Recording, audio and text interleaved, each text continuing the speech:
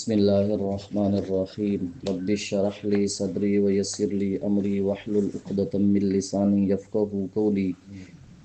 موضوع چل رہا ہے غزوہ احد کے حالات۔ آقا علیہ الصلوۃ والسلام کے صحابی حضرت ابو سعید خدری رضی اللہ تعالی عنہ فرماتے ہیں، لما کان یوم احد، جب احد کا دن تھا، شجّع رسول اللہ صلی اللہ علیہ وآلہ وسلم فی وجہہ، آقا علیہ الصلوۃ والسلام کے چہرے پہ زخم ہوا، وَکَسُرَتْ رُبَاعِیَّتُہُ، اور آپ کے دانت مبارک شہید ہوئے، فقام رسول اللہ صلی اللہ علیہ وآلہ وسلم یومئذ رافعا یدیہ، جب دانت مبارک شہید ہوئے تو میرے آقا صلی اللہ علیہ وسلم نے اپنے دونوں ہاتھوں کو اٹھایا اور اٹھا کر یہ دعا کی، ان اللہ تعالی اشتد غضبہ علی الیہود، فرمایا اللہ کا غضب یہودیوں پر ہوا، انہوں نے حضرت عزیر کو اللہ کا بیٹا کہا۔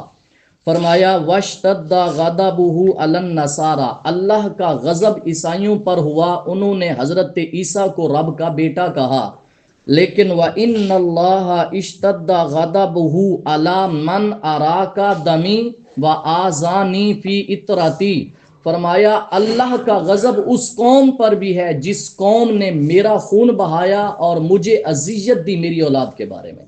میرے آقا صلی اللہ علیہ وسلم نے فرمایا اللہ کا غضب اس قوم پر جس نے مجھے میری اولاد کے بارے اذیت دی اور جس نے اپنے نبی کا خون بہایا۔ مراد کیا تھی؟ میرے آقا صلی اللہ علیہ وسلم وہ جو خود پہنا ہوا تھا اس کی کڑیاں آقا کے سر کے اندر چلی گئی تھیں، جس کو حضرت عبیدہ بن جرح نے نکالا تھا بڑا زور لگا کر، تو خون نکلا تھا۔ فرمایا جو قوم اپنے نبی کا خون نکالے اللہ کا غضب اس قوم پر ہوتا ہے۔ یہ ایک حدیث پاک۔ دوسری حدیث پاک، راوی ہیں حضرت عبداللہ بن حارث بن نوفل، کہتے ہیں آقا علیہ الصلوۃ والسلام جنگ احد میں تشریف فرما تھے، استقبلہ رجل من المشرکین مسلطا، سامنے دیکھا ایک مشرک جو بڑا سینہ تان کے آ رہا تھا آقا علیہ الصلوۃ والسلام کے سامنے، فاستقبلہ رسول اللہ، میرے آقا نے اس کا سامنا کیا اور میرے آقا صلی اللہ علیہ وسلم نے یہ شعر پڑھا۔ اس وقت زبان پہ جاری ہوا، انا النبی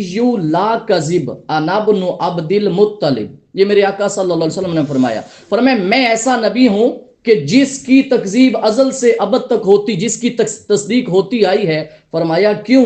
انا ابن عبد المطلب، میں عبد المطلب کا بیٹا ہوں، کہ بیٹے کا بیٹا ہوں۔ آقا علیہ الصلوۃ والسلام، راوی کہتے ہیں فضربہ رسول اللہ، ایک ہی تلوار سے میرے آقا نے اس مشرک کا کام تمام کر دیا۔ وہ جو بڑے تکبر سے آ رہا تھا، میرے آقا نے یہ پڑھ کر انا النبی لا کذب انا ابن عبد المطلب، یہ پڑھ کے اس مشرک کو مار ڈالا۔ اور حدیث پاک کے اندر آتا ہے، راوی ہیں حضرت سعد رضی اللہ تعالی عنہ، ابن عساکر کے اندر یہ حدیث موجود ہے اور اس کے رجال ثقہ ہیں، کہتے ہیں کان رجل من المشرکین قد احرق مسلما، ایک مشرکین میں سے ایک بندہ یہ پلان بنا رہا تھا کہ میں مسلمان کو جلاؤں گا۔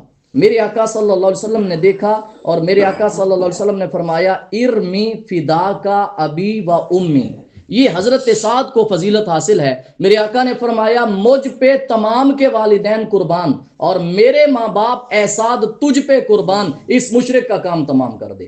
ارمی، اے سعد تیر پھینکو، اے سعد تیر نکالو کمان سے۔ اب سنیں آقا کیسے خوش ہوتے ہیں اپنے امتیوں سے، کہتے ہیں فَنَزَعْتُ بِسَهْمٍ فِيهِ نَسْلٌ، میں نے کمان سے تیر نکالا، فَأَصَابَتْ جَبْهَتَهُ، کہتے ہیں وہ تیر مشرک کی پیشانی پہ سیدھا جا لگا۔ جب مشرک نیچے گرا، کہتے ہیں فَضَحِكَ رسول اللہ صلی اللہ علیہ وسلم حَتَّى بَدَتْ نَوَاجِزُهُ، رسول اللہ اس دن اتنا مسکرائے میرے آقا کی داڑھ مبارک ظاہر ہو گئی۔ وہ بندہ جو مشرکین کو مسلمانوں کو جلانے کا ایک سوچ رہا تھا، میرے آقا نے فرمایا ارمی فدا کا ابی و امی۔ حضرت سعد ساری زندگی اس جملے پہ فخر کرتے رہے کہ یہ جملہ کسی صحابی کو یہ فضیلت حاصل نہیں ہوئی کہ جس کو آقا نے فرمایا ہو اے سعد تجھ پر میرے ماں باپ قربان ہوں، اس صحابی کی شان کیا ہوگی اور عالم کیا ہوگا۔ اور میرے آقا جنگ کی حالت میں مسکرا رہے ہیں، اتنی اطمینان ہے جنگ کی حالت میں، لیکن مسکرا تب رہے تھے جب صحابی آقا کا دفاع کر رہے تھے۔ دعا ہے اللہ تعالی ہم سب کو ایسا جذبہ عطا فرمائے۔